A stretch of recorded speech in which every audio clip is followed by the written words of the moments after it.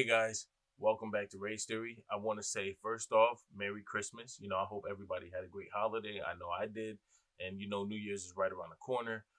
This video right here is just an explanation video, as well as we got some topics for you.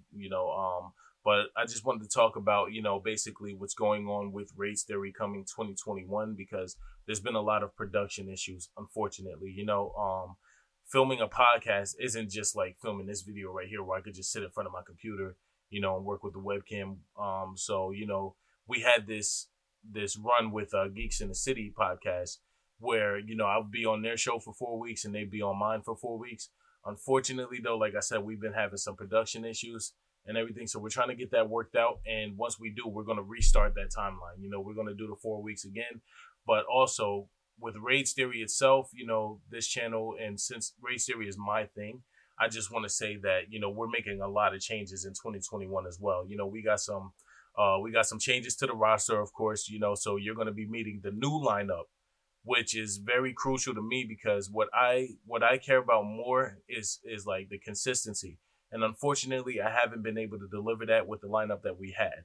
So I personally apologize for that because it should have been vetted in the beginning when we first started this, and I'm sorry for that. But like I said, we're coming around with some changes. So until then, there will not be a podcast until I would say I can't really give a straight date, but it's going to be in January 2021. Until then, I'll keep posting these more personal videos as I get to talk to you as an audience, and everything, and just give y'all the news as I see it. So with that being said, let's just jump into today's topics. And topic number one is Netflix. I don't know if many of you know this, but Netflix has actually raised their prices.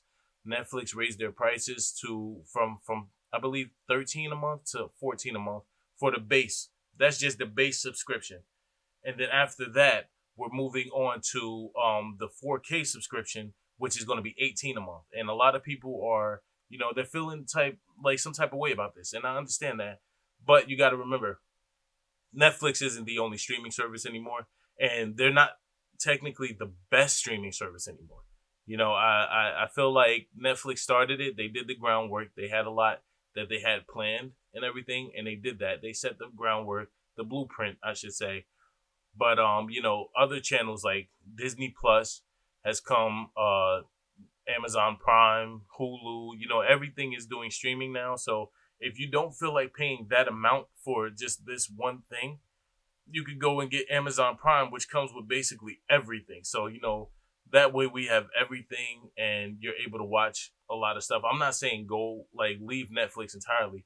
That's not the case because, Netflix does have their originals, which they feel will carry, it's sort of like Sony.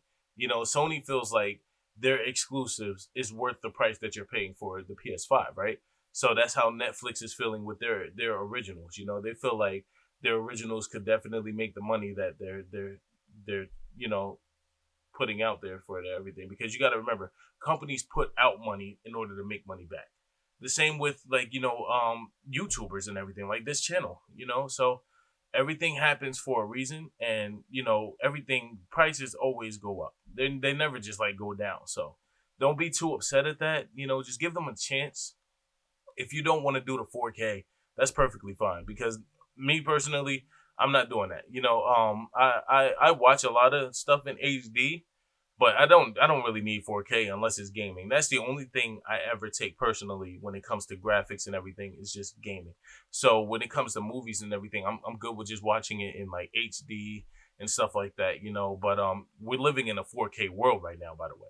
So I can understand, all the pressure. If you have a 4K TV, you're gonna watch everything in 4K, So I can understand it. And like I said, for those of you who are outraged, there's other avenues you could take, to find happiness with the stuff that you want to watch and everything like that, and maybe even for cheaper the price. So that's fine. Now, let's talk about the next topic. And the next topic is actually, Wonder Woman 1984 dropped yesterday, and I'm going to give a brief spoiler-free review on that movie. And I want to say, overall, the movie, it's going to be successful. I'm going to tell you that. It's going to be successful because DC has a great marketing campaign where they put out these movies and people watch it. People might not actually come out feeling like they enjoyed these movies, but the movie itself is going to be watched regardless, And with that being said, I give Wonder Woman a 6 out of 10. You know, I personally feel the movie was jam packed with too much cliches. Like people were talking about Black Panther, and how they had his cliche moments, but Wonder Woman has taken that to like an impossible level. Like I don't think any other superhero movie will do this ever again because every scene had some type of cliche moment from the opening of the movie, all the way to the end of the movie. Now, the best part of this movie comes from this end credit scene, just because of, the actress Linda Carter, I believe is her name. She definitely came by and stopped in for a cameo and everything, and I thought that was pretty dope because she played the original Wonder Woman in the TV series. So for y'all who don't know about that, it's actually a really good find and everything. So if you watch that movie and then you watch the ending and you're looking like, oh, what is this? What does this mean? It's a callback, So people, like the grown-ups will understand. People who follow the comics will understand. People who watch the old TV show will understand. So that's the reason why I gave that movie a 6 anyways, because of that cameo. That cameo really saved my personal thoughts on that movie. So I give it a 6 out of 10. The story was good, but like I said, it was too much cliche. You could really, within like the first, I want to say the first half hour of the movie, you can already tell what's going on. And I want DC to win. That's the thing about it. DC is running everything else except for the movies because Marvel has everything on lock. But I want DC to win. I really do. And I feel like they need to take some type of new direction, and just like really make these movies work for the fan base. They had a lot of good stuff in the movie, but like I said, it's the cliche. Or like for instance, like they had new elements in this movie, but the way that they were introduced was just like, oh my god, like we know what's about to happen. So that's just how I felt on that. And I don't want y'all to take my judgment for that, and let it ruin your experience. But that's just for me because I watch a fuck ton of movies. So I know like, movie tropes and cliches and everything like that. I'm always quick to find them. But I've never seen a movie with this many. So that's the reason why I personally, dislike the movie.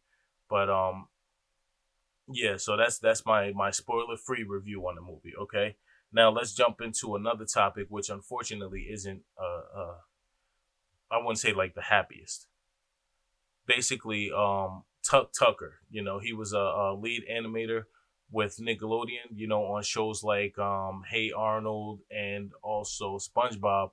He passed away, and we got the news on Christmas Day, so that kind of sucks. He was only 59 years old, which is not an old age at all.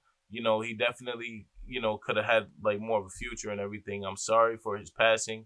I want to send condolences out to his family and everything like that.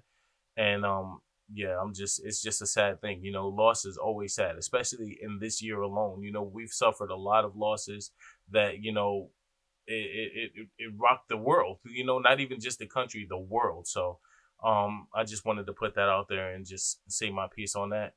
And it's a sad thing. Like I said, this topic right here, I really didn't, these are never the topics that you want to report and everything. And so that's just the way that happened. All right, so let's get into some of the changings that's coming to race theory. All right. Number one, race theory is going to be, like I said, we're still going to do our podcast, but we're also going to be doing a lot more videos. Like I said, these personal videos really get more messages out because they're shorter and everything. And like I said, like we've been dealing with a lot of post production problems, which has prevented weeks and weeks of filming to like be uploaded. Like we can't even upload. We've been recording the podcast, but it's just like every single time something happens, which we end up having to scrap it, and that sucks because I had my boy Tech, who's part of Rage Theory. He does a lot of behind the scenes posting on social media and everything. Like he's never really been on camera. He actually made it up here, to shoot a podcast with us. And like I said, that video got wasted, and I'm very sorry about that because we had a big introduction for him because he's been very crucial to the team since the beginning. So that really sucks, and so that's why we're going to be making these changes. And then also Fuego de Souza is going to be our in-house producer as well as our hip hop specialist. Because we're going to be incorporating music into the channel as well. We're going to be reviewing like albums and stuff like that, or even some battle raps potentially. We're still working out the kinks in that. And I got my best friend is actually going to be joining Ragecast, so he's going to be my second in command, or as I would say, the not the number two or sidekick, or he's going to be the co-host. And so that's going to be dope. And I just wanted to do things. I just wanted to do things differently with more of a tighter circle of people that I know. Because like I said, we've been having trouble getting everybody together. People signed on and like have never made it to a single filming and everything. And that's when you're trying to build something like that. Unfortunately, it's unacceptable. As much as you want to, you can still be friends with people, but like you can't always just rely on people just because they're your friends. So I know for a fact that with this new lineup I got coming in, we're going to do a lot more.